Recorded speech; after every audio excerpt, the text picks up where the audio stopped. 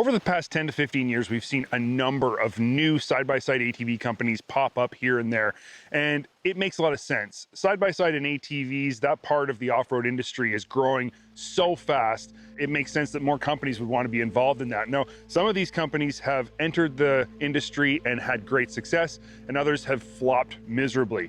But I have to admit that one of the names popping up recently that really surprised me, a company I would never have expected to get into off-road side-by-sides and ATVs, is Segway. And I gotta admit, right from the get-go, I'm pretty impressed.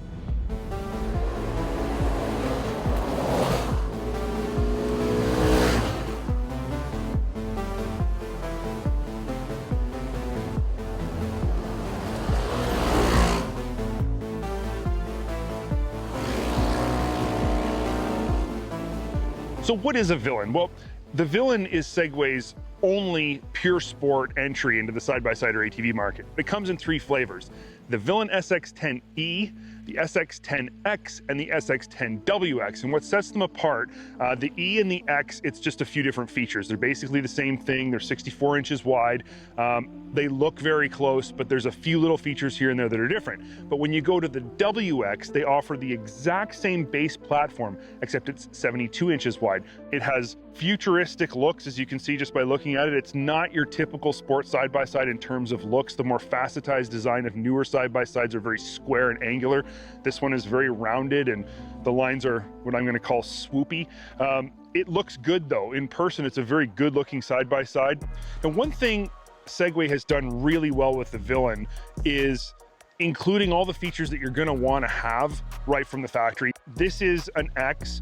When you go to an E, it's the base model, and it basically has just the bare minimum stuff. But even the E model has a roof, and that's great. They all come with roofs. That's really smart. When you move up to the X model, it comes with the winch and that cool skid plate underneath the winch. You get 29-inch tires on true beadlock wheels.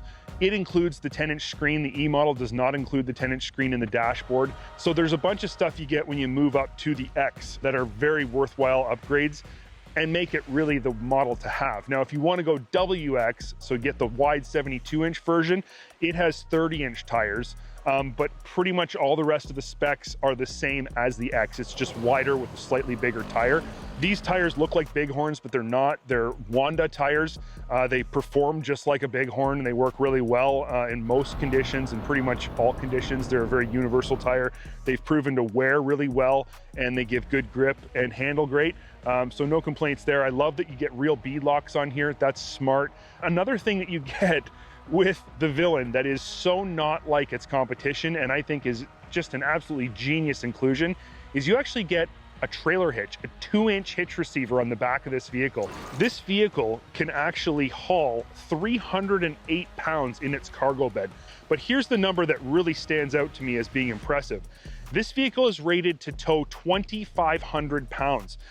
That's actually more towing capacity than a lot of pure utility vehicles on the market today. That's shocking that you can have a sports side-by-side you can haul on the fire roads, hit jumps, run in the desert with, but then also hook on a seriously large trailer if you want to and tow 2,500 pounds. It really makes it a lot more universal and a lot more usable for a lot of different people. The Villain itself is a trailing arm rear suspended, AA arm front suspended, 105 horsepower twin cylinder sports side-by-side. This vehicle is not brand new, and I was actually very pleased when Segway delivered it to us because it has been raced in a very, very serious off-road race. This exact vehicle won its class. So having a vehicle that's got miles on it, especially hard miles, gives me a better impression of how it's going to hold up over long term. Does it rattle? Are there things that are falling off, falling apart, stuff that doesn't work? And I'm very pleased to say that this one has almost no signs of use and certainly no signs of anything degrading over those 600 miles of racing. Segway wasn't messing around when they designed the Villain. Right from the get-go, they did it right with a trailing arm rear suspension. This is reminiscent of all of the top sports side-by-sides on the industry today, and it's actually a very good working suspension system. It is offering 16 inches of travel out back, and then AA arms up front offer 15 inches of travel. Total ground clearance is listed at 14.6 inches, and the vehicle has a 102-inch wheelbase. So it's longer, but not as long as some. The travel numbers are very competitive in the class. There's no issues there whatsoever. And it is suspended off of 4, they're kind of no-name brand shocks, but they're actually very adjustable and have proven to be extremely good quality, and it rides amazing, but it can be tuned to do just about anything. As far as handling is concerned, the Villain seems to handle really well. Pushing this on fast fire roads as hard as I could, it never felt unstable. It never seemed to be lifting the inside wheels when you get great bite on the outside wheels in a corner while you're power sliding. It's predictable. The handling is quick, so when you go from corner to corner really fast at higher speeds, it doesn't want to come around on you, give you any sense of lack of confidence. It's just a very confidence-inspiring side-by-side to ride.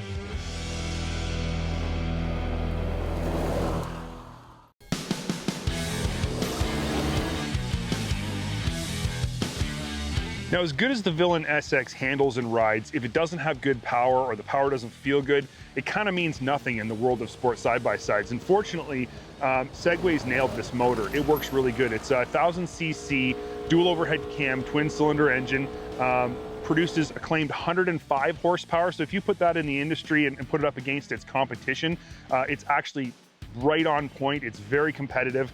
It's clutched differently than anything I've experienced before. Most side-by-sides, when you step on the gas, they want to rev right out and hit a red line, even 1000cc twins up in the 76 or 7800 RPM range. But this one seems to shift out to 7,000, right around 7,000 RPM, and just stay there. It sounds in your head like the motor has more in it and wants to pull harder, but it's being limited by the clutches. But after driving it, it doesn't actually feel that way when you're driving it. There are multiple drive modes. It is a drive-by-wire system that is an invisible drive-by-wire system, and by that I mean you don't notice that it's drive-by-wire. It feels very much intuitive to push the throttle. The 2 modes are Eco and Sport. Eco noticeably smooths out your throttle input, so if it's rough, if it's bumpy, if you're rock crawling, you want to be in that mode. And then Sport mode, as you would expect, is much more abrupt power. It comes on faster. As far as the interior of the Villain SX10 is concerned, this is where futuristic design is really noticeable on this vehicle. Now, the outside is swoopy and futuristic as it looks. The inside is where it really comes to light. This is a lot like an automobile. This is a lot like my new Chevy pickup truck in terms of the dash. So your gauge is right here. It tilts with the steering wheel just like it should, just like all modern sport side-by-sides do. But the entire gauge is a digital screen. It's bright, it's easy to read, it has tons of information on it. And then of course, everybody comments on the great big screen in the dash, and this is a big screen in the dash. It does all kinds of things. It'll give you mapping. You can control your Bluetooth music, phone calls.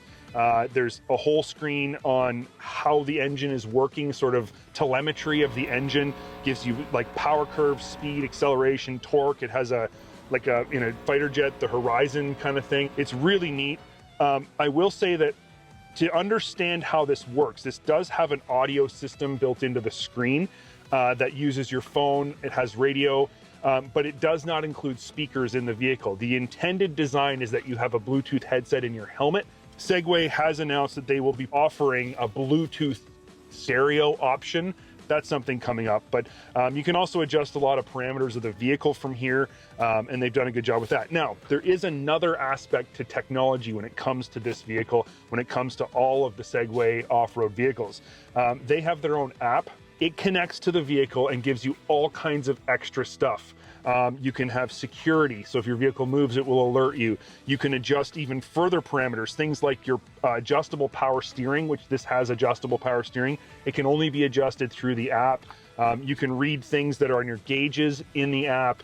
Lots of different features using the app on your phone, and that's really unique. That's something that nobody else is doing. I think that's smart, and it's something I'd like to see other people do. Now, interior-wise, we've got excellent seats that are reclined at a perfect angle. They're very comfortable for sport riding. They're slider adjustable front and rear. You have 4-point harnesses standard on both seats. However, only the driver's seat has the retractable harnesses. The passenger seat doesn't. I don't like that. I think the passenger seat should have retractable harnesses as well. But it's a small point when you figure that you are getting 4 points in both seats. They've really thought of everything and included all the features that you could possibly want and need. And they've done a good job with how it's styled and designed. I mean, everybody who gets in this thing comes away saying how cool it looks inside, how modern it looks.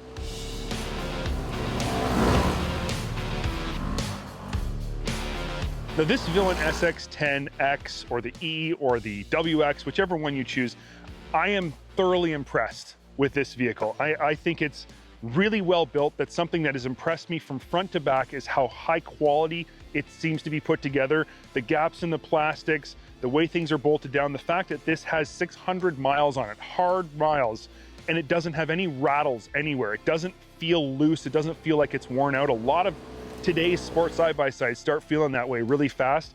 This one doesn't. That's all super impressive. The power, the handling, the ride quality. When Segway first came to market with their side-by-side offerings, so the Fugleman and the Villain, they announced that they would have a hybrid model of each. And no one's ever done that in the side-by-side industry before. No one's ever heard of a hybrid side-by-side. And so that's what really gained them a lot of attention very quickly. Now, I'm pleased to say that this non-hybrid version, gas only, is good enough to stand on its own against any of its competition. So while many, including myself, expected the combustion-only models to fall short in the face of all the hybrid hype, nothing could be further from the truth. If you're a naturally aspirated 110 horsepower sport side-by-side buyer, I think you're crazy not to give Segway's Villain a serious look. I've been nothing but impressed during all of this testing, and I think you'll probably feel exactly the same way.